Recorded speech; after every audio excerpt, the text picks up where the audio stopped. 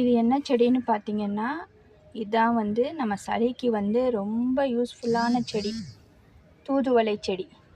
இந்த செடியில் வந்து இந்த மாதிரி வந்து அதோட பழம் வந்து இப்படி ரெட் ரெட்டாக இருக்கும். பார்க்க செரி பழம் மாதிரி மினி சைஸ் தக்காளி, மினி செர்ரி டொமேட்டோஸ் மாதிரி இருக்கும்.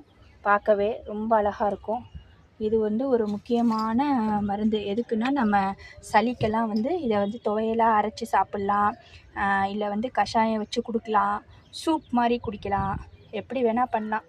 எப்படியாப்பட்ட நெஞ்சு சளியையும் கரைச்சி ஓட வைக்கக்கூடிய ஒரு அற்புதமான மருந்து தான் இந்த தூதுவளை. இது வந்து எல்லார் வீட்லேயும் கண்டிப்பாக இருக்கணும். ஸோ நான் வந்து ஏதாவது வந்து நம்ம ஆவி பிடிச்சா கூட நான் என்ன பண்ணுவேன், அதை துளசி, ஓமவல்லி, நொச்சி இதெல்லாம் போட்டு இந்த தூதுவளையும் போட்டு 1 நாள் 2 நாள் பிடிச்சாலே போதும், எல்லா தலைபாரமும் இறங்கிடும்.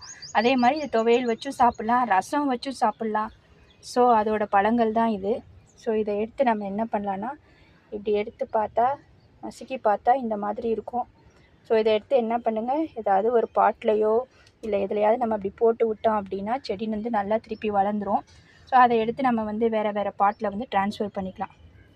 அந்த பழம்தான் இது, தூதுவளையோட பழம். அதோட பூக்கள்லாம் இப்படி இருக்கும். ஆக்சுவலாக ஒயிட் கலர்லேயும் ஒரு தூதுவளை இருக்கான், அதை நான் பார்த்ததில்ல. இது வந்து ஒரு லாவெண்டர் கலர் தூதுவளை. பார்த்துக்கங்க, இப்படி தான் இருக்கும்.